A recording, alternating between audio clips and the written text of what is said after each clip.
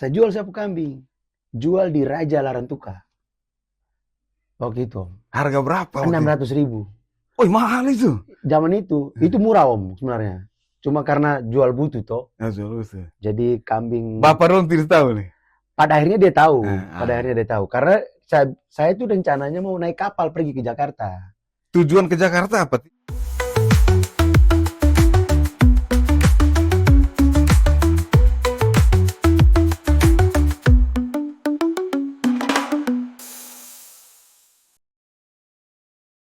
Malam baik semua kakak dorang di mana saja berada. Malam ini Maiga Lejong ke markas dari seorang musisi reggae.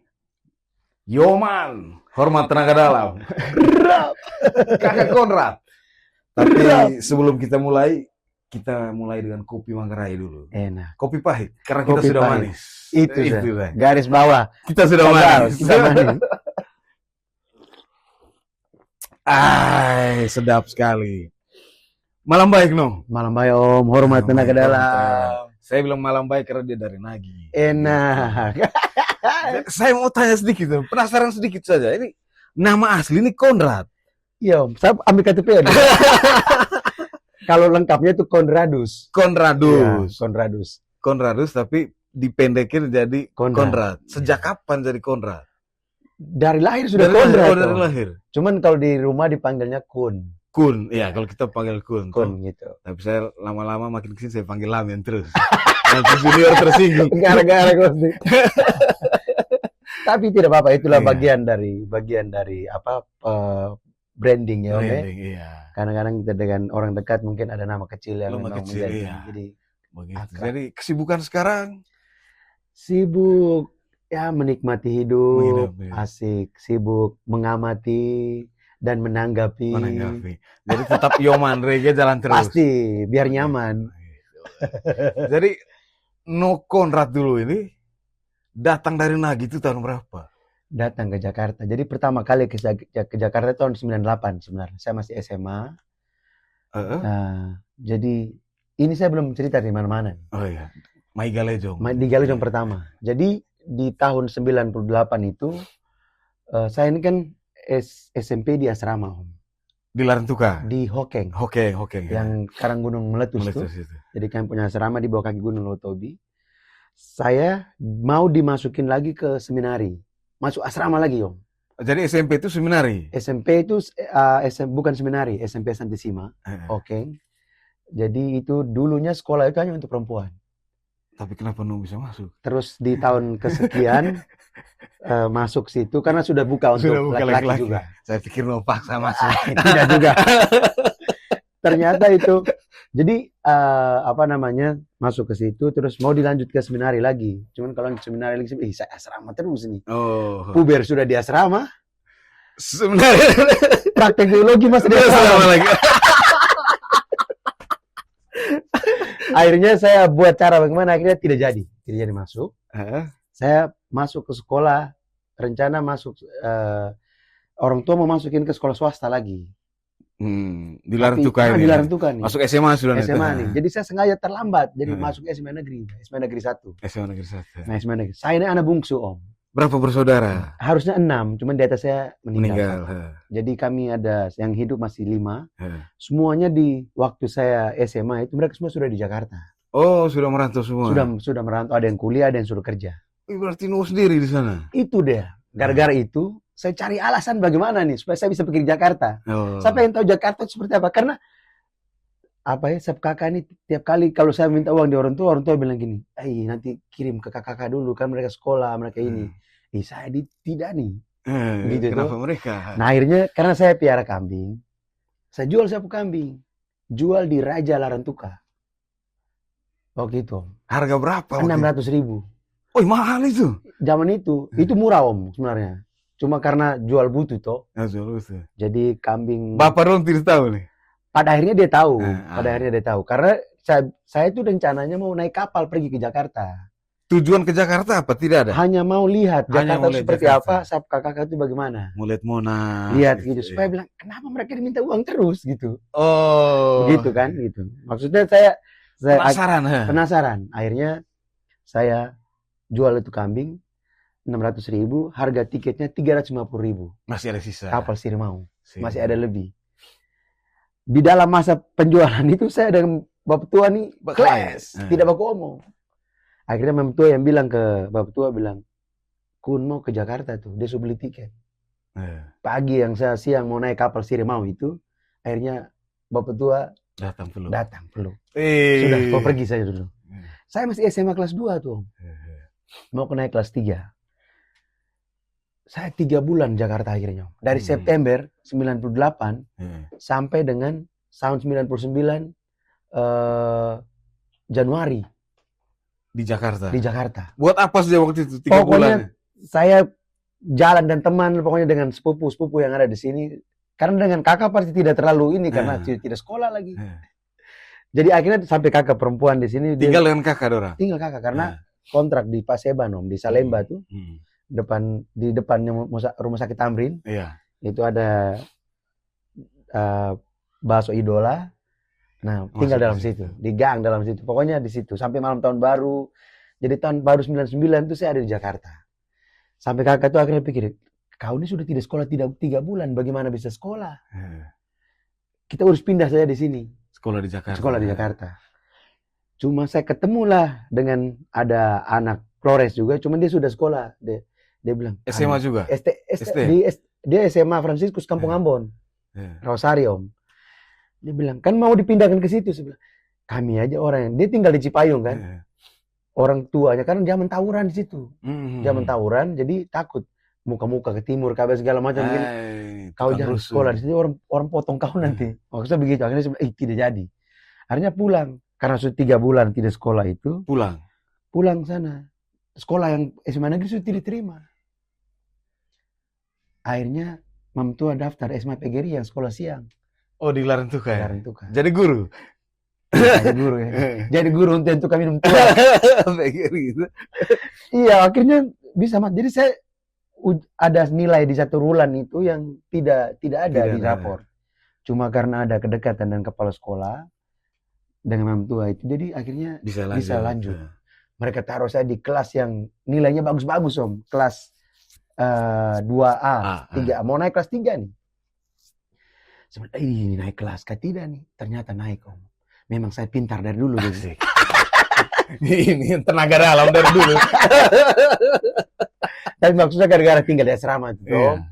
Jadi banyak kurikulum di asrama itu yang kadang-kadang pelajaran SMA kita sudah belajar di SMP. Karena asrama susteran itu mereka punya pola kurikulumnya beda tuh. Jadi pas masuk apalagi jurusan bahasa lagi Om. Oh, cair lah Om. Inggris ngalir. Tapi rambut dari dulu begini? Tidak Om, tidak. Ini sampai Jakarta dulu, baru pas tahun 2002 baru mulai. Habis sekolah langsung jalan sudah? Belum ambil ijazah, saya langsung ke Jakarta. Karena saya sudah penasaran, saya bilang saya harus santai saja. Jadi saya ke Jakarta 1 tahun, saya tidak kuliah. Setiap hari di tim Om. Saya pengen pelajari bagaimana tadi IKJ punya kehidupan di sana itu. Dan segala macam. Jadi ya itulah nongkrong sana. Tapi tidak kuliah di situ? Tidak. Sudah beli ini, formulir, sudah daftar, sudah tinggal masuk. Saya ambil sini pertunjukan waktu itu mau masuk. Cuma kayaknya saya tidak bisa karena situasinya ngeri Om di situ. Kan ada beberapa teman yang memang kami sempat kos sama-sama, dia sudah masuk duluan situ. Dia bilang, yang aduh kalau kau mental begini jangan deh. Nanti kau mati muda lagi. Jadi ya akhirnya ketemu lah dengan Om. Di Matraman. Jadi memang dari sana tuh ada niat memang mau jadi musisi sampai di Jakarta, tidak? Belum Om, belum. Tapi suka, karena saya tidak tahu mau arah ketemu siapa. Mau ketemu dengan siapa untuk jadi musisi. Karena tidak ada musisi NTT yang membuka ruang. Waktu itu. Zaman itu. Karena saya tinggal di Salemba. Terus mau ketemu musisi. Pertama, zaman SMA, harus diakui bahwa zaman saya SMA dan umur-umur angkatan kita nih Om, tidak terlalu banyak menyukai lagu-lagu daerah. Daerah kita. Paling lagu tertentu saja. Memang sudah dari kecil kita ingat. Misalnya Larantuka itu lagu Balenagi.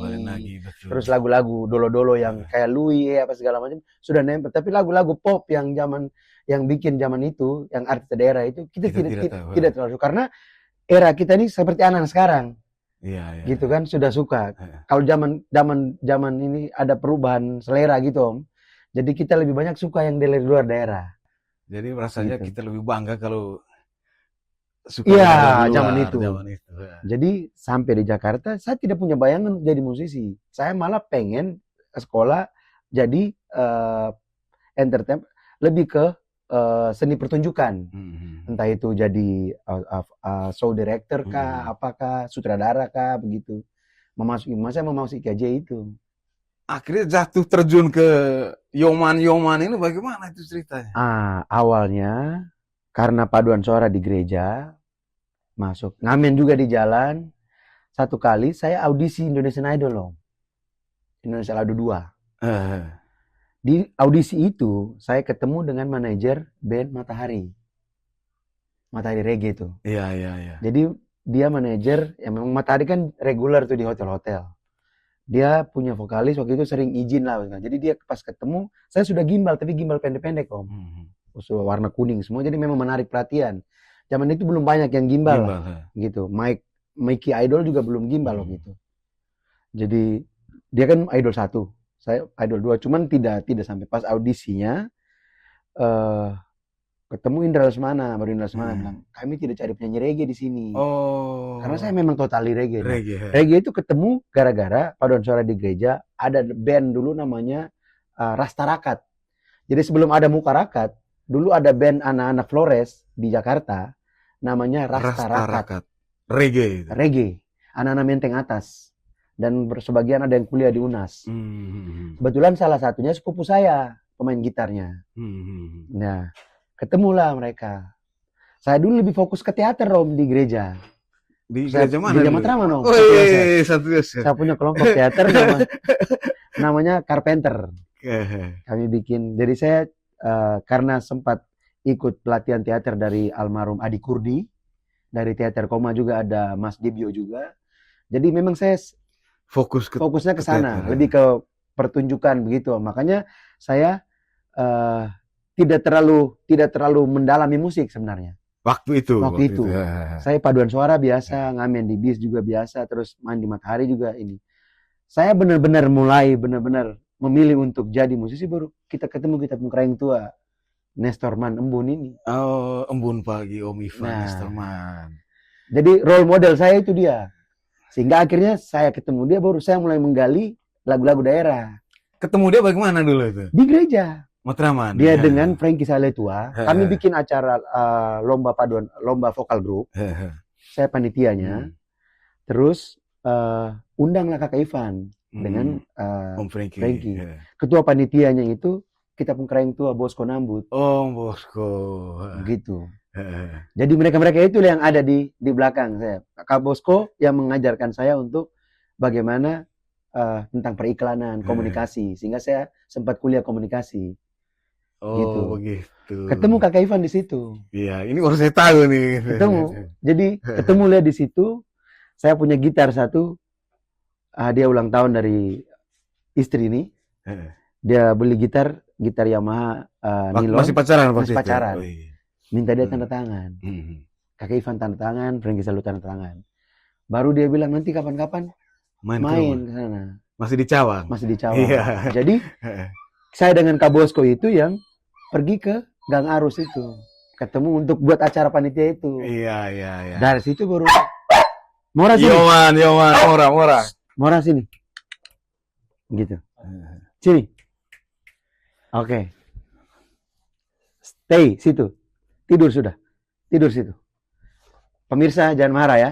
Ini anak perempuan nih. Laki-lakinya di rumah. Iya. Leo namanya. Saudara. Jadi begitu ceritanya. Jadi gitu Om. Jadi lanjut.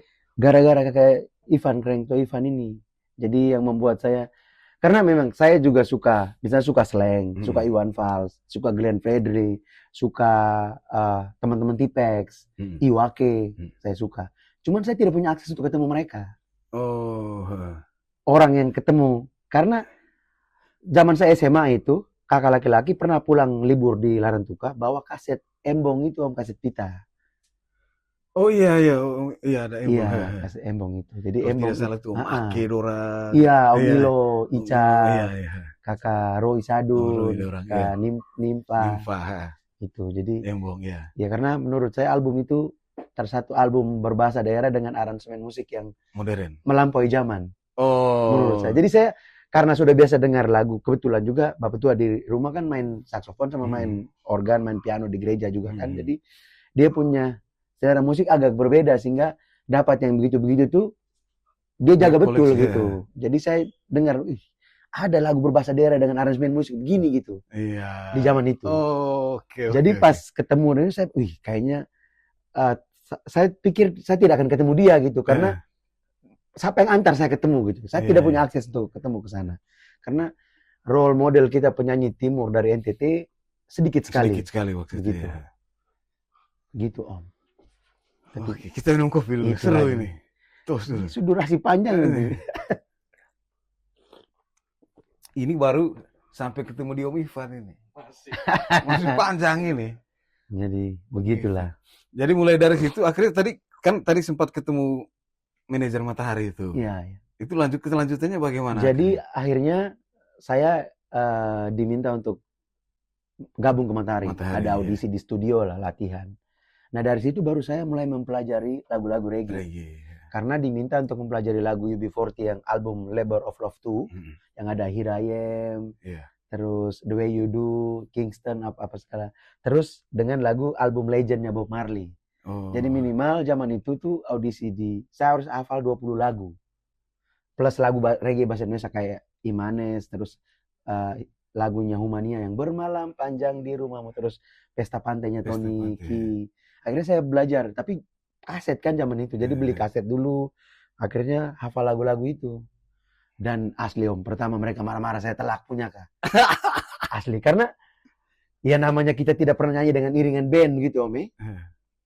Terus selama ini dengan band yang Kukuraka tadi, yang dengan teman-teman yang ngamen itu juga tidak terlalu serius lah. Karena main di bis kan beda ininya tuh. Masuk studio beda. Jadi memang agak kagok sedikit. Tapi gara-gara mereka, pemain drum tuh orang Aceh, namanya Uki. Dia itu emang agak kencang tuh. Karena saya harus pergi ke Kebon Bawang, tinggal di Kayu Manis. Jam 3 siang saya harus ke Kebon Bawang. Tunggu sampai jam 6:30 baru kami ke Karawaci. Mainnya di area Duta Karawaci. Jadi Om bayangkan tuh.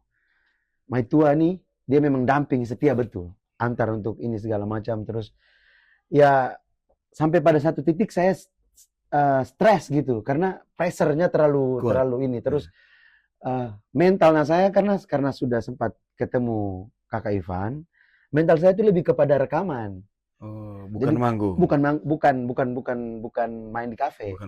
Jadi akhirnya Matahari dari sponsor saya masuk, saya punya permintaan satu. Setelah keluar mereka ajak masuk lagi. Saya sempat masuk, saya sempat keluar lagi. Pas masuk yang kedua itu sekitar tahun 2005. Saya bilang, pilihannya kalau saya masuk lagi, saya harus rekaman. Harus punya lagu sendiri. Karena, ya itu tadi, saya kuliah juga tidak selesai. Terus, saya punya kepercayaan diri bahwa saya kalau nyanyi lagu sendiri pasti lebih bagus. Karena pertama, tidak harus berusaha menjadi orang lain juga toh, kalau nyanyi orang gitu. Sehingga, walaupun belum gabung Matahari, saya mulai tulis lagu sendiri Om. Lagu pertama apa dulu? Lagu pertama itu berbahasa Indonesia. Judulnya adalah Tanpamu. Saya tahu. Iya, tahu kan? Iya. Itu ditulis tahun 2002. Lagu itu, tulis tahun 2002.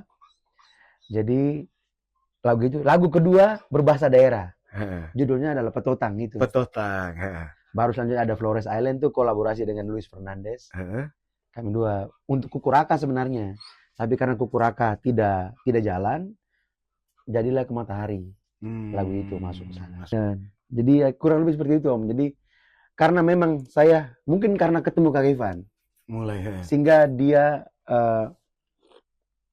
banyak motivasi yang tanpa kita sadari. Dia tuh mengajari kita obrol begini tapi tanpa kita sadari dia lagi ngajar kita. Dia lagi ajar kita tuh. Dia cerita saja. Dia cerita saja bagaimana dia pertama kali di Jakarta, terus dia ngamen, terus bagaimana dia bawa dia punya lagu ke label, terus bagaimana dia bersosialisasi dengan musisi yang ada di Jakarta yang zaman dia masih di kampung dia sudah nonton mereka di TV. Kayak begitu-begitu. Tapi akhirnya hal yang diceritain itu nempel di saya. Jadi bagaimana saya ketemu teman-teman yang memang selama ini saya nonton di TV, waktu di Flores saya nonton rasanya, bagaimana kan akhirnya satu panggung juga panggung dengan mereka, diajak kolaborasi, terus sempat rekaman sama-sama dengan ya kayak Om Yopi Latul, terus beberapa penyanyi Ambon yang kita pernah dengar mereka waktu kita masih di Flores gitu. Sampai di Jakarta akhirnya ternyata dapat uangnya dari situ, dari rekaman begitu. Sehingga karena ketemu Kakak Ivan, saya sepertinya punya kemampuan untuk beradaptasi dengan beat atau musik kosong. Oh. Gitu. Iya. Karena kalau di Kakak Ivan itu, karena di Kakak Ivan itu, dia kalau saya ke rumahnya dia selalu ada musik kosong. Kau coba kau isi dulu apakah gitu. Kayaknya senandung kah apa segala macam. Isi saja. Isi gitu. Jadi isi saja. Soal dia pakai atau tidak, ini tapi jarang dia jarang pakai karena dia punya selera terlalu tinggi gitu. Iya. Tapi minimal dari situ kita dilatih untuk bagaimana merespon bunyi gitu. Jadi kalau dikasih ini langsung gas, dan dia zaman itu kan improve-nya jago kan ke Ivan. Pakai teriak-teriak. Iya, teriak yang tapi tidak ada. Juga pada akhirnya yang bahasa planet itu Om. Suruh sih langsung jadi. Gitu. Jadi itulah gara-gara kita punya Keraing Tua itu. Kenapa harus reggae loh? Tidak ada niat musik lain dulu? Pertama mungkin karena karakter vokal Om. Karena kita orang daerah. Terus kalau bahasa nyanyi lagu pop, logat sana yang lagu bahasa Indonesia. Terus kalau kita logat masih agak sedikit lucu juga. Karena saya di Matahari sendiri pun ada lagu yang dengan logat Betawi itu kayak yang Asik Aja. Kan Om sempat punya pengalaman kita print CD toh. Oh iya, zaman itu. Jadi pada saat saya beradaptasi untuk logat itu saya agak setengah mati. Yang penting asik aja, ajanya saya itu beda dengan orang Jakarta. Iya. Ajanya jadi ada tekan sedikit. Iya begitu. Sehingga saya karena mungkin juga bergurunya di Ivan Nestorman. jadi dan dia kan nyanyi lagu bahasa Inggris bagus. Bahasa daerah lebih bagus lagi. Kalau bahasa Indonesia ya kita bisa sakitkan sendiri tuh. Iya. Ada beberapa kata yang bagus tapi ada beberapa kata yang tidak terlalu. Betul. Harus diakui gitu. Tapi dari situ yang akhirnya saya dia fokusnya ke etnik dan juga jazz. Walaupun dia sangat menyukai reggae, saya akhirnya memperdalam reggae. Seperti dia memperdalam bossa nova dan juga reggae, jazz. Jadi saya akhirnya beli kaset di Jatinegara tuh. Oh yang kaset bekas. Karena itu belum ada tuh. Jadi saya ikut betul, pelajari betul dia punya cara. Ini sampai temukan kasetnya Papa Winnie, yang Ruci Bubsi, terus kasetnya si penyanyi kayak, saya lupa namanya, Sabarang, nama Sabarang, dia penyanyi Jamaika. Jadi ketemu kasetnya, jadi saya belajar tentang bagaimana toasting raga muffin gitu. Jadi dari situ saya belajar. Nah kebetulan akhirnya ilmu itu kepake ketika mulai gabung dengan teman-teman musisi dari Ambon. Sehingga bisa isi lagunya Narue, bisa isi lagunya Om Yopi, rap. Dan rata-rata zaman itu ketemu di studio baru mereka kasih musiknya, gas di situ. Langsung jadi. Gas di situ. Karena modal pertama satu, orang Larantuka. Orang Larantuka omong itu cepat. Tercoro. Jadi begitu dia suruh rap, salah. Jadi gitu. Jadi ada juga beberapa kata, ada beberapa lirik yang kadang-kadang saya dengar sekarang saya lucu, saya omong apa? Itu saya omong apa itu? Gara-gara terlalu mendalami Jamaika itu. Sehingga bahasa Inggrisnya berbeda Om. Kayak di lagu Narue yang lagunya Hela Rotan. MELUKU. Maluku tapi disebut MELUKU. Saya waktu itu diantar sama almarhum Roy Putuhena. Bassnya Rastafara dulu itu. Dia bawa saya ke komunitas itu. Jadi dia tanya, Pace, ini lagu MELUKU ini saya sebutnya Molukas atau Maluku? Dia bilang biar berbeda, jadinya Molukas. Jadi ada dinding deh. Kalau tidak ada gitu kan, cuma gara-gara itu. Jadi Gibabayo, gede babayo narue singna. Jadi gara-gara itu makanya pada saat itu. Cuman zaman itu menyanyi dengan gaya itu di timur belum ada. Iya. Belum ada. Sehingga saya begitu laris dengan kerjaan seperti itu, Om. Sehingga sembari main di kafe, sembari kerjaan seperti itu, sehingga kehidupan ternyata begitu mudah. Karena kadang-kadang bisa datang bisa langsung dapat 2 lagu. Iya. Dan zaman itu kan orang teman-teman dari Maluku itu kalau mereka punya produksi itu kan gila-gilaan biayanya. Jadi bersyukurlah Om zaman itu. Jadi itu gara-gara Nestor Embun ini. Dia memang embun pagi. Gitulah. Kalau sekarang bagaimana nih? Sekarang kesibukan masih tetap nulis, masih tetap ini, paling juga kolektif. Sudah berapa banyak lagu ya? Sudah pernah bikin album kan? Album ada 4. Ada 4 tuh? Album ada 4. Terus kalau yang kolaborasi dan single-singlenya itu mungkin sekitar 70 sampai 80 lagu yang di digital.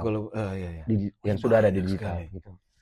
Terus kalau yang sembarang-sembarang aja itu tidak tahu ada berapa lagi Om. Di harddisk juga masih lumayan.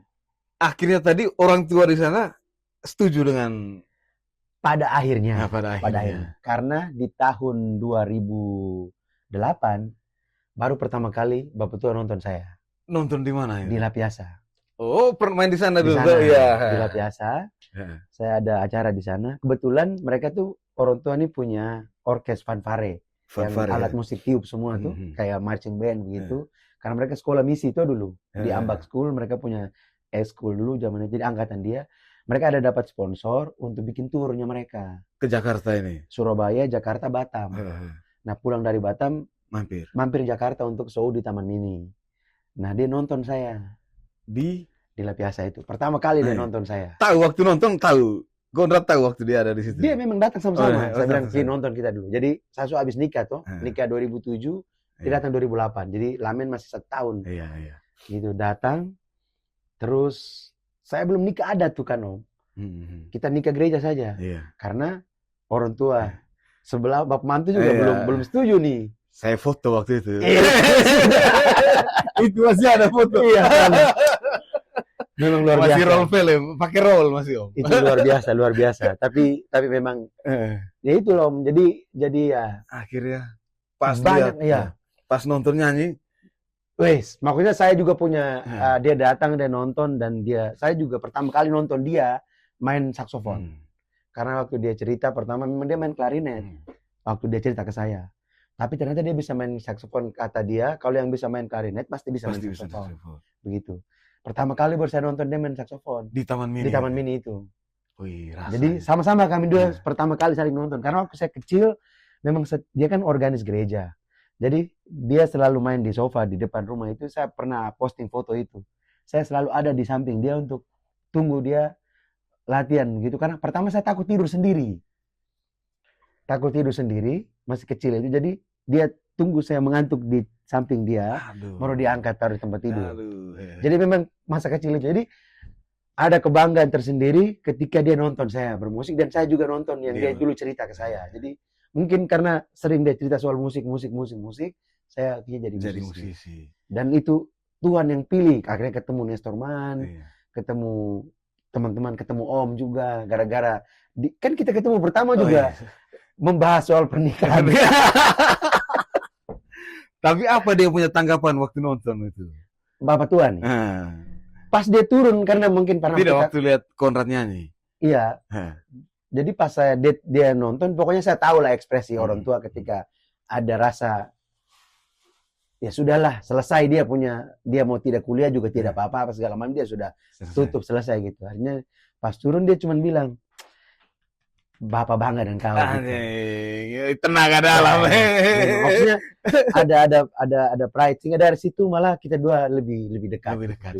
Terus walaupun beberapa kali sering berdebat, jadi cuman tapi musik menyatukan. Iya, musik menyatukan gitu. Music unite the people. Asik.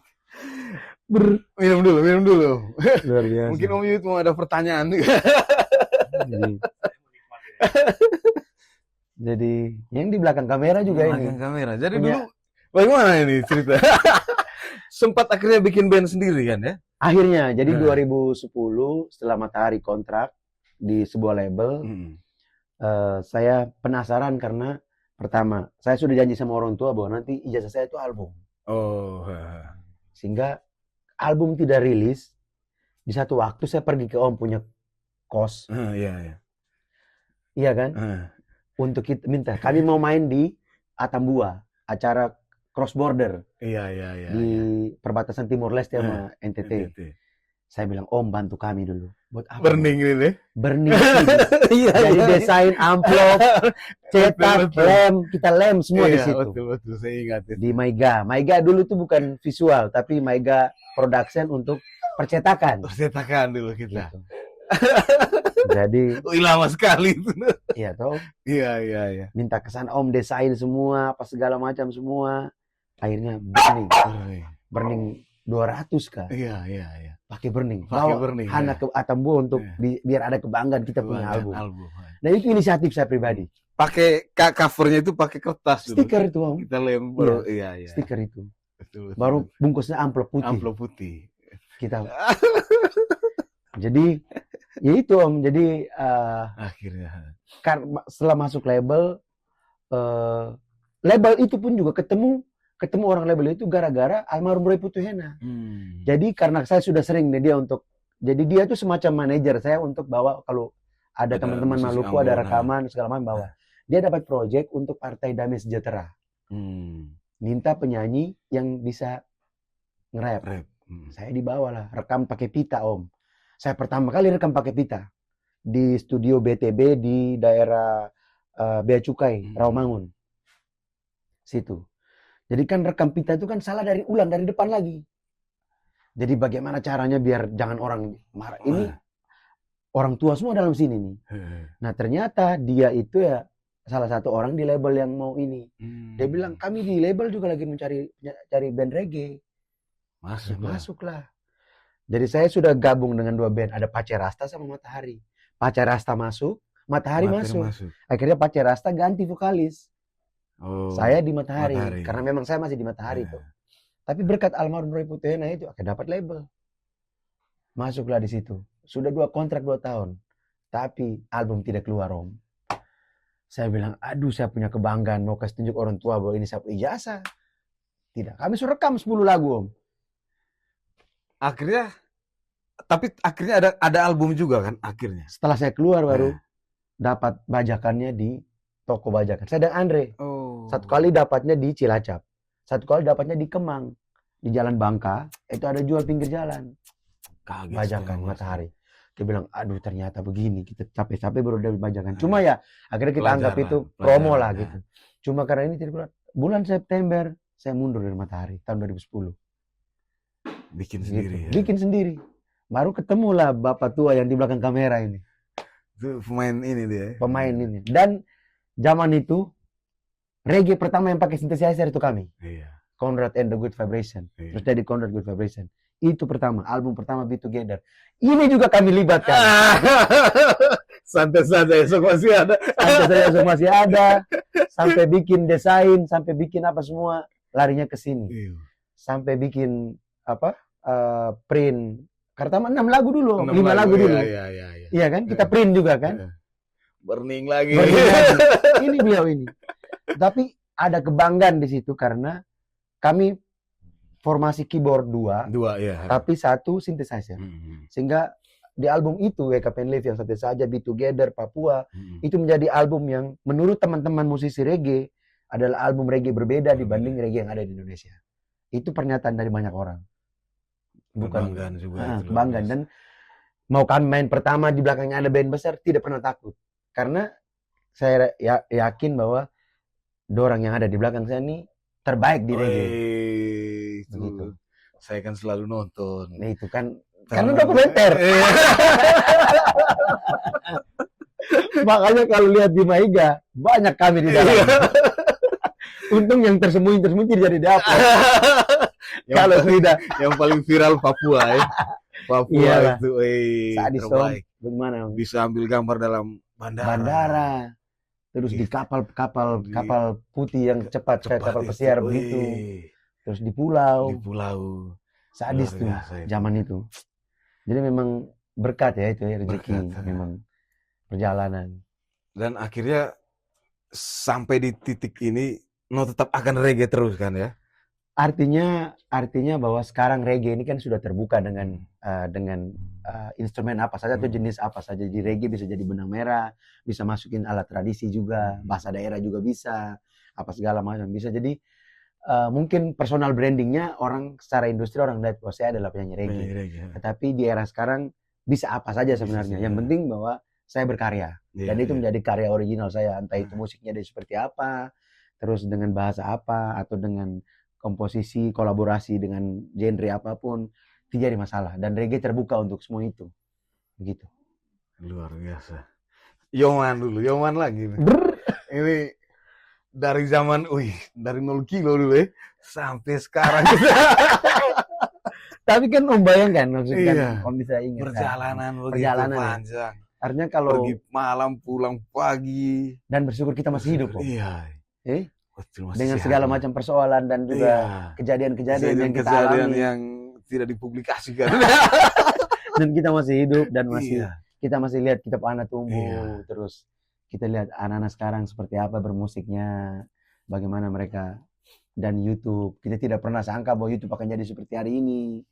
Begitu kan? Kalau harapan ke depan untuk reggae sendiri bagaimana? Kalau harapan saya sih sebenarnya untuk reggae di Indonesia bahwa kita lebih open minded lah pelakunya. Karena pertama bahwa banyak produser reggae, ini bukan cuman saya saja yang bisa bicara, tapi banyak juga teman-teman reggae dari luar Indonesia, Jamaika khususnya, selalu punya, produser reggae di Indonesia selalu punya mindset, bikin reggae itu mindsetnya band. Gitu. Padahal reggae itu banyak sekali subgenrenya yang tidak harus dengan band. Jadi era sekarang tuh Om lihat perbandingan kita reggae dan juga teman-teman dari timur misalnya. Itu kan banyak yang kategorinya reggae juga. Tetapi musiknya dia dimainkan dengan iringan DJ. Nah, sehingga produksinya mereka BPM-nya, terus pemilihan sound-nya itu memang sudah difokuskan untuk ketika main. Jadi mindsetnya mereka adalah kau mau main live dan kau putar DJ-nya atau putar MP3 di tempat pesta, orang akan jogetnya sama. Nah kalau reggae, kenapa sekarang reggae agak turun saat ini? Karena mindset produsernya itu bikin lebih kepada konsepnya ngeband.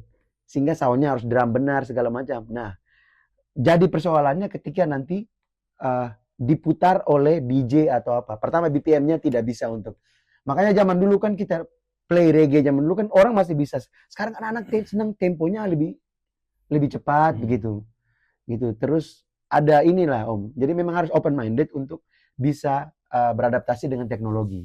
Bagaimana bikin komposisi bahwa reggae tidak selamanya harus ngeband. Jadi di dalam satu album misalnya ada lagu yang memang konsepnya bisa partinya bisa lebih dancehall atau lebih dance, ada yang memang roots reggae, ada yang ini karena kita ada di era di mana bukan cuma orang Jakarta saja yang dengar reggae. Gitu. Karena kalau selera reggae Jakarta sama selera reggae orang daerah berbeda. Selera reggae Jakarta sama selera reggae orang Sumatera juga berbeda. Nah, bagaimana kita bisa masuk kolaborasi ke situ? Apalagi dengan situasi hari ini, kalau kita tidak aktif di sosial media, kita tidak aktif di komunitas dan segala macam, kita selesai ditinggalkan. Karena sekarang era persepsi itu, kalau tidak muncul berarti tidak dipilih. Begitu Om. Ngeri sekali ya. Sadis. Sadis sekarang, sadis. Karena artinya bahwa bersyukur saya zamannya lagi ibaratnya lagi aman lah dari segi cari panggung gitu. Saya banyak bergaul dengan banyak musisi di luar genre reggae.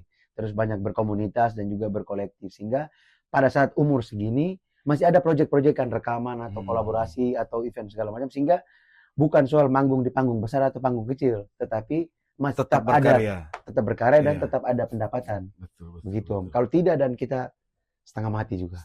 Gitu. Apalagi hidup di Jakarta hari ini Om.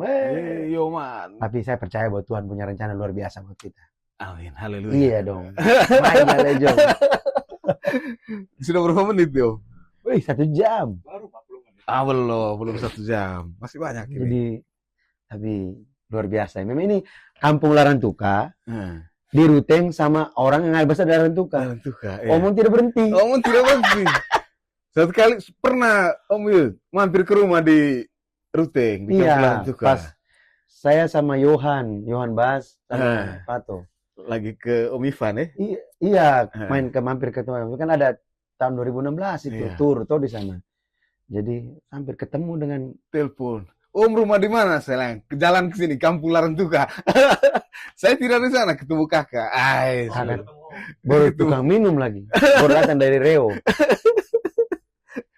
Tapi dengan musik ini, dengan musik reggae ini, atau dengan musik lah ya, akhirnya saya lihat kan sudah hampir kemana saja ya. Sampai puji ke Tuhan. luar negeri juga. Puji Tuhan. Gitu kan. Berarti kan mungkin tidak pernah disangka-sangka juga ya. Kalau tidak salah ada dapat penghargaan juga dulu ya. Sempat kan? kolektifnya itu. Kolektif ya. Bisa Jadi- cerita sedikit itu perjalanan itu. Jadi pertama ke luar negeri itu dengan band yang main di kafe. Heeh. Kita ke Singapura karena sempat long trip untuk hard rock kan. Oh ya, hard rock. Ya, jadi ya itu teman-teman yang Yang di sebagian Bali juga di lama dulu kan. Bali, Iya. sebagian yang ngamen kan dari itu. Jadi ada dapat event acara bir, mereka main di Singapura, kita dibawa ke sana.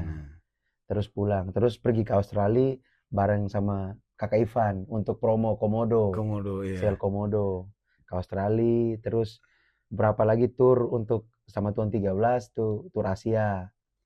Jadi ya beberapa tempat yang jalan. Terus ya itu tadi karena pertama karena berkomunitas, terus berkolaborasi. Kebetulan ada teman kita, mungkin Om tahu lah dulu zaman kita bikin Summerland. Namanya Agustian. Temannya Mas Agai juga. Jadi itu Agak. Mas Agai. Orang itu memang setia sekali. Iya. Dia masih suka Dia kontak-kontak juga. tadi sore dia baru kontak. Tadi sore baru kontak juga untuk acara bulan Mei dan Juni. Jadi memang satu orang itu luar biasa. Dia dari zaman saya masih di Matahari sudah ini zaman kita bikin Summerland. Jadi rave party di pantai bisa dibilang kita duluan. Iya. Tahun 2014 2015 Summerland. 2 kali kan kita bikin di Jayasu Sumatera Utara. Kita party parah kan itu. Dan di pantai di Pulau Seribu. Saya bangun jam 11 siang itu di pinggir perahu. Tapi itu pulau kecil ya. Pertama Genteng Kecil. Yang kedua yang Pantai kedua Pasir Perawan. Ujung Genteng. Pantai Pasir Perawan. Yang terakhir. Yang itu Pantai Pasir Perawan. Pasir Perawan yang terakhir itu. Yang hampir kena tangkap. Tapi gila. Ternyata memang perjalanan luar biasa. Tapi ya itu loh teman-teman itu yang memang mereka selalu support saya walaupun sudah berbeda haluan kerja, tapi selalu support sehingga kita masih bikin Hip Hop Reggae Connection dan dia support. Dia masih tetap berkomunikasi dan saling baku bantu lah gitu. Dia beberapa kali juga masih loh. Iya. Om, kosong. Kadang-kadang begini, acara jam 1, telepon jam 11. Satu kali pas pampres tahan saya tidak tahu ada acara wakil presiden. Saya datang pakai jeans. Woi, tarik bawa keluar saya. Komandan ini bukan salah saya, salah Agai. Tapi memang orang itu surprise. Tiba-tiba kadang-kadang dia telepon, bisa cari Betariya Sonata. Aduh. Terus, ini sudah banyak sekali kolaborasi. Itu tadi. Banyak sekali kan dengan penyanyi reggae nih. Saya lihat ada dengan penyanyi reggae luar juga kan. Iya. Terus dengan Ras Muhammad, dengan Tuniki. Iya kan banyak sekali. Kira-kira dari semua ini pasti ada salah satu mungkin yang paling berkesan atau berkesan semua atau bisa ceritakan. Mungkin berkesan semua, tapi yang paling berkesan adalah kolaborasi dengan penyanyi reggae khususnya Ras Muhammad.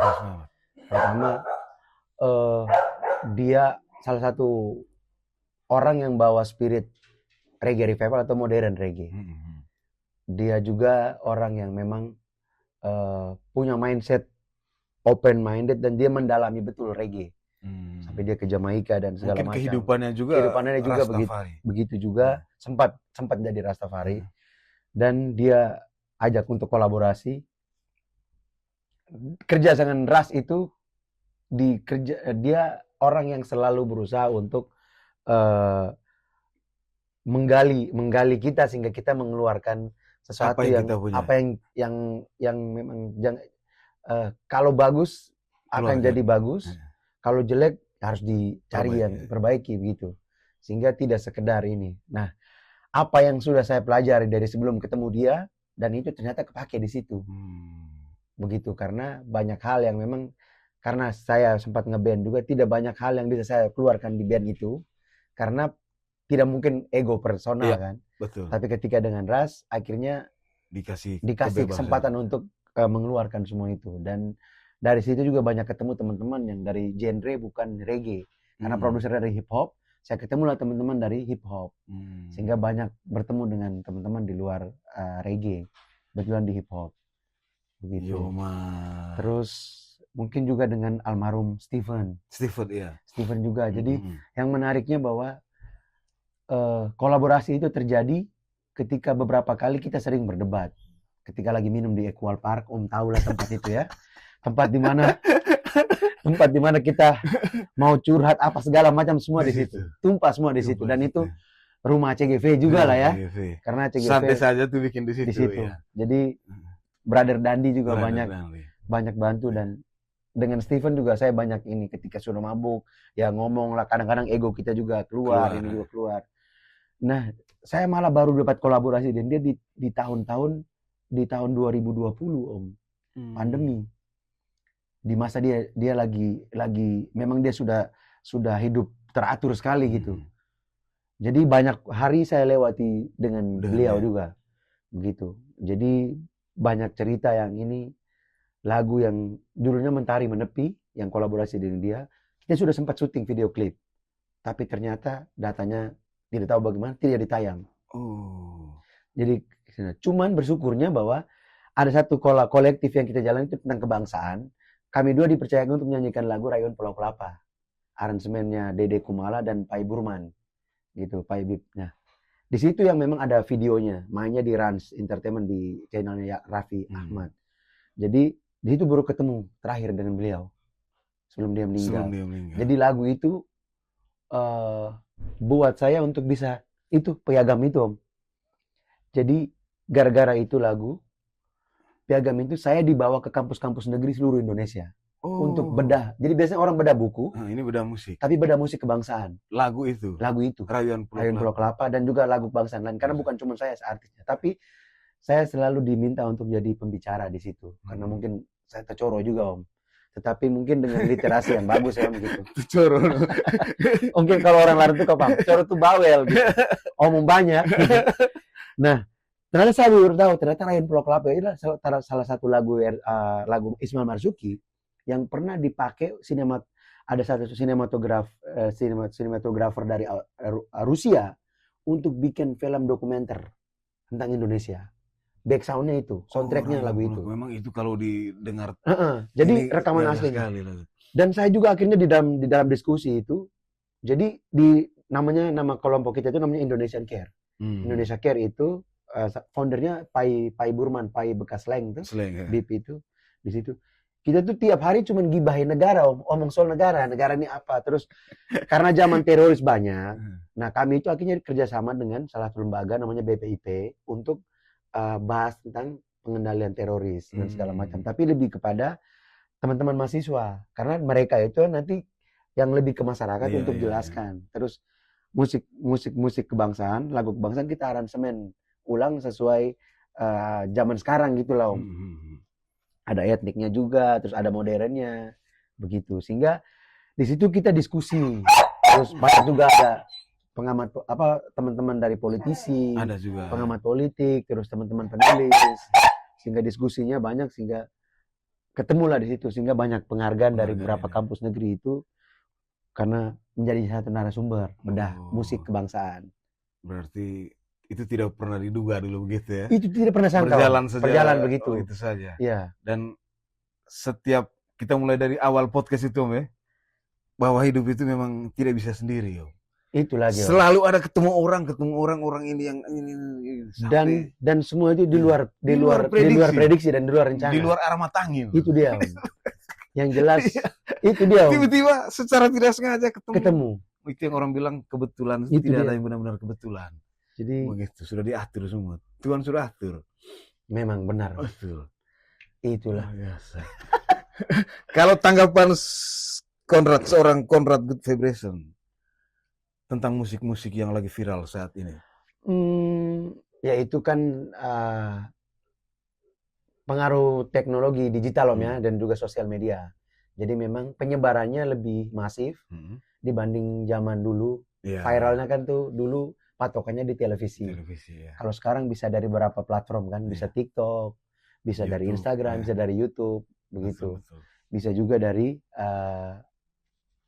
postingan orang. Postingan orang. Gitu. Tapi iya. intinya di sosial media itu Iya. loh, dari platform itu. Nah, terus sekarang juga mungkin karena generasi sekarang itu generasi yang setiap daerah punya karakter berbeda-beda. Misalnya karakter Gen Z Jakarta sama karakter Gen Z-nya Timur Indonesia atau teman-teman dari Sumatera itu berbeda-beda pilihannya. Cuma kalau satu sudah naik berarti semua akan ikut. Walaupun genrenya orang bilang genre pop kah, genre ini, tapi dia pola penyebarannya atau pola ininya sama seperti pola pop. Populer, jadi pop culture yang di ini. Jadi mau lagu dangdut kah, mau lagu reggae ada dangdutnya kah, hip hop ada dangdutnya kah, ada Melayunya kah, apa segala macam. Kalau satu sudah naik, ya berarti semuanya akan jadi seperti itu. Jadi zaman kayak dulu kita zaman Melayu Om. Iya. Semua bikin Melayu semua. Lagu Malaysia ya Malaysia semua.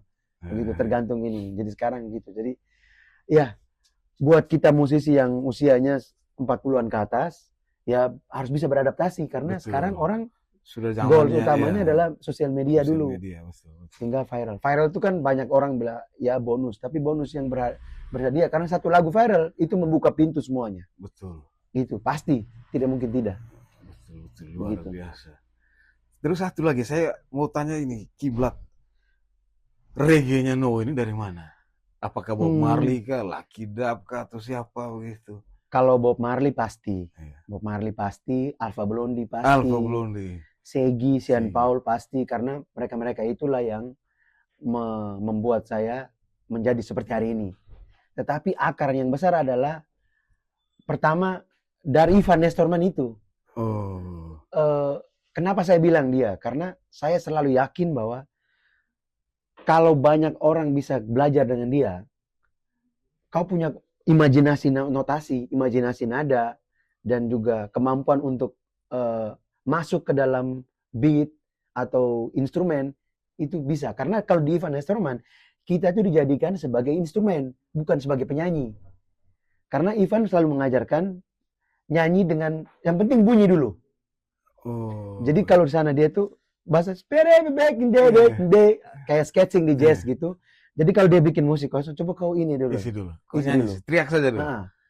Jadi teriak saja dulu. Jadi kita kan pas sudah dikasih range nih. Oh kalau notasi begini, beat begini, dia punya notasinya begini, pasti tidak false gitu. Tapi false sedikit-sedikit pastilah manusiawi ya. Tapi yang jelas bahwa kita akhirnya menemukan notasi. Nah nanti baru dia pilih notasi yang pas bagaimana baru dia jahit atau dia gini. Jadi itu. Nah bermanfaatnya adalah sampai ke hari ini. Kiblat dari Saint Paul saya belajar bagaimana toasting, bagaimana reggae nyanyi cepat. Begitu, nyanyi cepat. Dari Shaggy saya belajar akhirnya bagaimana bernyanyi dengan range vokal low. Dem gitu. Vokal low itu dari Shaggy saya belajar. Begitu juga dari Sabarang dan juga beberapa penyanyi. Nah, cuma mereka semua itu kalau di Jamaika saya perhatikan tuh setiap penyanyi Jamaika dia pasti bisa bernyanyi, bisa nge-rap atau raga moving, bisa toasting. Toasting tuh kayak berap, yo, itu semua penyanyi Jamaika pasti bisa begitu. Nah, tiga hal itu mereka bisa semua. Nah, saya belajar itu. Nah, kenapa saya bisa begitu semua? Pengaruh faktor bahasa daerah, Om. Karena kita di timur kan oktavnya tinggi. Terus kita punya bahasa daerah. Kita selain belajar bahasa daerah, kita belajar bahasa Indonesia juga. Jadi ketika kita punya oktav sudah gitu, dapat di lagu yang berbahasa Inggris atau dengan nuansa Jamaika, tidak terlalu sulit buat kita.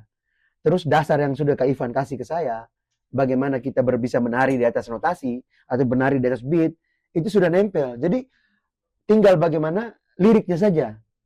Iya. Gitu, liriknya saja. Terus kan Kakak Ivan tuh kan kadang-kadang dia suka omong tiba-tiba bahasa Inggris, tiba-tiba bahasa Inggris. Iya. Terus bikin lagu juga tiba-tiba bahasa Inggris. Jadi dari situ yang akhirnya saya menggali tentang bahasa Inggris. Apalagi dia juga seminari juga, itu tahu sendiri. Iya. Terus ya itu, saya juga banyak mendapat referensi dari dia di luar reggae ya.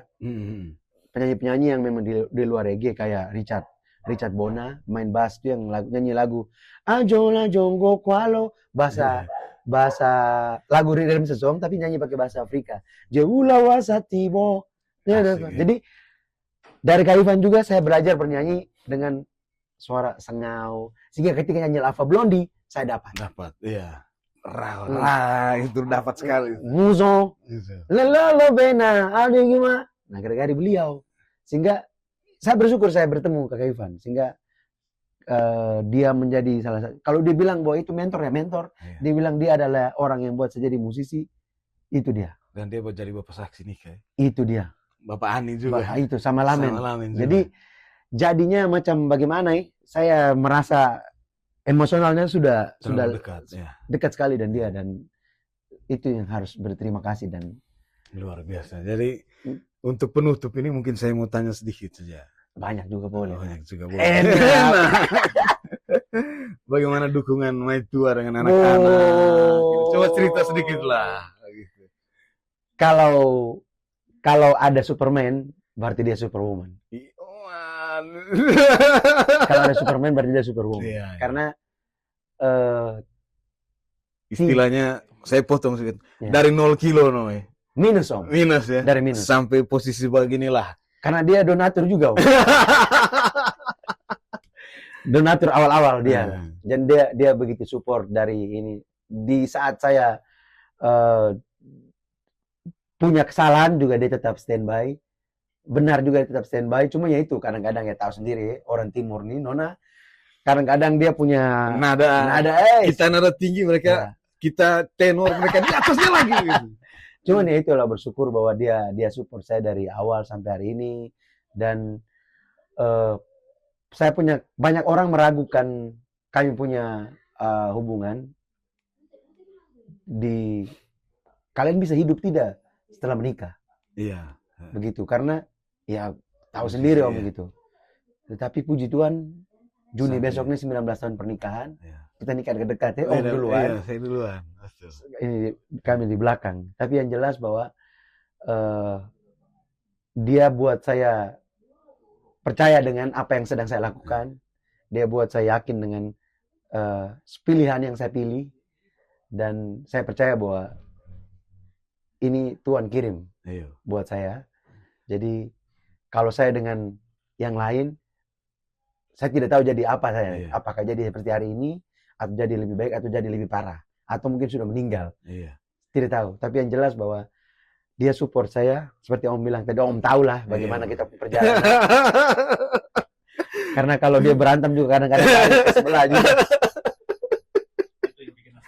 Itu yang bikin asam lambung naik. Jadi kalau sekarang punya penyakit asam lambung, berarti dulu pernah kepala batu. Kepala batu.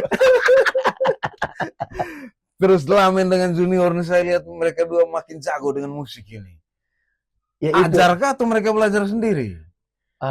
Ada ajar juga, terus memang pengaruh lingkungan juga dan juga gen om. Jadi dari Opa dulu tuh. Dari itu dua, terus mungkin lingkungan, karena dari kecil sudah bawa di situasi di mana musik semua kan, dan hidup juga musik. Terus mungkin lingkungan, terus faktor bapak aninya juga. Terus om-omnya yang datang ke sini kan musisi semua. Jarang ada debt collector. Sudah, ini malam enggak. Tapi ada teman-teman debt collector ketemunya di lokasi acara. Habis tagih datang banyak. Om pesan apa? Kalau di rumah mereka tidak datang. Mereka tidak datang. Paling kalau acara undang keluar saja. Keluar. Paling acara sambut baru, ke acara baru mereka datang. Tapi yang jelas anak tua ini Mora, termasuk anak ketiga ini juga anak ketiga ini. Mora ini modal rasa. Jadi saya juga tidak menyangka bahwa mereka akan jadi seperti hari ini. Dua-duanya punya kesukaan bermain musik dan sudah punya band sendiri, sudah bisa rekaman, sudah punya karya. Dan mereka baru pulang latihan ini tadi. Itu tadi. Jadi Lamen Junior, mana kamu dua? terus ya itulah Om, mungkin itulah, dan saya kadang-kadang tuh saya selalu ya jujur nih di Om punya, karena saya pikir Om bukan orang lain. Kadang-kadang kita tuh suka membandingkan diri kita dengan orang lain. Ya. Di usia seperti ini, terus kita masih begini, anak-anak sudah besar, tapi ternyata satu kali Lamen yang bilang ke saya, Pak, mungkin kekayaan kita itu bukan di harta, tapi kita masih sehat hari ini. Terus anak-anak bisa bermusik. Lamen bilang. Jadi bahwa kadang-kadang kita selalu di era saat ini, kalau kita selalu membandingkan kita dengan orang lain, kita kena asam lambung terus. Dan kita jadi tidak ada obat itu dan tidak sembuh. Dan tidak itu tadi. Begini. Jadi akhirnya saya lihat pencapaiannya mereka, lomba di Jakarta, BNSMA juara 1 terus. Belum para pikirnya mau jadi olahraga nih. Pernah latihan tinju, main bola, karate. Tapi tidak. Junior juga main bola ini. Juga tidak. Walaupun dia hobi juga, ternyata lebih ke drum. Sama-sama kaki lah ya. Sama kaki. Walaupun bisa main bola, ternyata Isco lebih jago. Jadi saya bilang, oh bisa lah. Berarti nanti besok-besok mereka ini bisa melanjutkan apa yang belum saya capai gitu. Betul. Saya percaya itu sih. Jadi estafet. Saya juga selalu bilang ke mereka dengan situasi Indonesia seperti hari ini, bilang saya sudah tidak percaya namanya sekolah. Saya lebih percaya namanya belajar. Karena sebutlah sekolah di Indonesia. Orang dapat beasiswa juga tidak mau pulang ke Indonesia. Seperti itu. Nah kita yang sekolah bayar sendiri nih. Masuk sekolah sekarang tahu sendiri Om. Udah gitu kita selera tinggi orang Flores nih. Harus masuk sekolah swasta lagi. Iya toh. Mau setengah mati juga harus tetap. Orang timur rata-rata begitu. Tidak, jadi mau sekolah negeri juga biaya besar. Jadi saya bilang jujur, saya bilang ke mereka dua, kamu dua sudah Tuhan punya talenta bahwa kalau Bapak lahir di Flores bisa bertahan di Jakarta, kalian lahir di Jakarta dengan musik kalian bisa lebih baik. Mungkin kalian stay nanti di luar negeri besok. Betul. Saya sih percaya itu gitu. Itu saya bilang ke Uno juga. Bapak merantau dari kampung ke Jakarta, ke mama kota. Iya. Kau harus keluar dari sini. Itu artinya kan sama kayak orang tua kita bisa bilang begitu toh. Jadi kalau kita sekarang juga bilang begitu sehingga motivasinya tinggi. Mereka harus keluar. Tapi yang saya bersyukur satu lagi bahwa di era begini saya anak tidak pernah minta macam-macam. Tidak pernah pulang dalam kondisi mabuk. Padahal kita SMA. Itu jangan. Dan mereka tidak suka rokok juga. Itu sudah. Tidak suka alkohol juga. Paling junior paling sedikit-sedikit datang kalau ini buat kayak gini. Tapi satu saat saya percaya kalau setelah 18 tahun kamu bisa perokok juga tidak apa-apa. Artinya sudah usia wajar ya usia gini. Cuman yang saya bilang jangan narkoba. Dan puji Tuhan mereka tidak suka sama sekali dengan barang itu. Dan tidak kenal. Dan ya bersyukurnya juga mereka asik dengan dunianya mereka. Tapi pulang ke rumah cerita dengan mereka punya dunia. Tidak ada pernah cerita bilang, pulang saya pukul orang, segala macam. Tidak. Tapi lebih ke itu. Jadi saya pikir, oh ternyata kebahagiaan yang Tuhan kasih ke saya adalah ini gitu, sudah kekayaan yang tak terhingga. Hormat tenaga dalam. Iya toh. Jadi makanya happy sekali Om gitu. Thank you. Makanya awet muda loh. Pengaruh kopi Manggarai Om gitu. Oke. Jadi terima kasih banyak. Kayaknya sudah mati tuh. Tidak, jalan terus. Yang sebelah jalan terus. 2 jam, Jadi terima kasih untuk semua pemirsa Maiga Lejong di mana saja berada. Hormat tenaga dalam luar biasa. Salam olahraga. Jadi sebelum kita tutup, saya mau minta Kakak Konrad kasih satu kata motivasi dulu. Mungkin sambil 1-2 lagu dengan Lamen dengan ini Junior. Luar biasa. Dorong tidak mau pastinya. Oh ya sudah Om. Atau mana? Lamen. Bentar dulu dong, bantu Papa dulu. Bantuin Papa main santai saja, esok masih ada. Ini Maiga Lejong. Sudah. Betulan. Masuk di kamera dia tuh, duduk sini. Ini orang yang di belakang kamera juga waktu dia di Bimba juga sering ngantar-antar juga. Duduk sini. Masuk. Om boleh satu lagi gitar Om, biar Yang CGV? yang belakang saya Yang Om. belakang. Ini gitar dari Denny Frost, angkat ke atas Om. Sorry Om. Aduh jangan Nekarabo. Nekrabo. Nekarabo keren tua. Ini gitar dari Denny Frost. Anak nakal. Iya. Sama nggak men? Ya, kesini lagi. Oke. Oke. Lamen kok rambut besar sekali ini. Papua ini. Ini coba kita dulu baku begini dulu rambut. Hah? Sini. Junior. Biar. Adek. Junior mana? Junior. Bantu main kahon dulu. Yo, sinilah. Apaan? Santai saja esok masih ada. Habisnya Amin. suara serah. Iya. Manggung dia habis manggung. Di tempatnya Vicky Prastio. Ayo. Wagapa.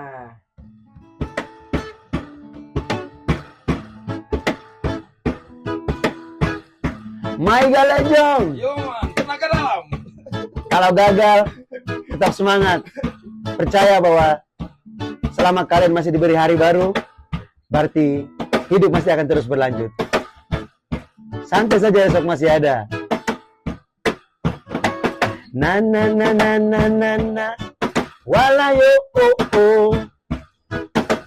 Na na na na na na na. Walayo oh oh.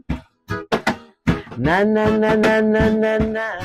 Walayo oh oh. Maiga Lejong. Na na na na na na na. Walayo oh oh. Jika gagal hari ini kawan, santai saja esok masih ada. Terima semua dengan lapang dada.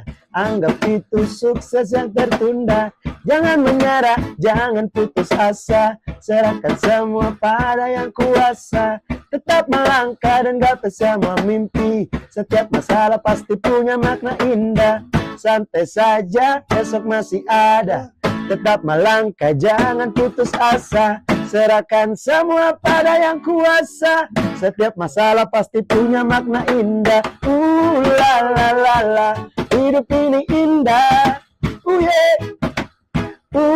La la la la. Penuh dengan warna. Na na na na. La la la la. Hidup ini indah. Yeah. La la la la. Penuh dengan warna. Oke, sekali lagi terima kasih untuk semua kakak dorang, pemirsa Maiga Lejong di mana saja berada, tetap setia. Terima kasih sudah menonton podcast kami.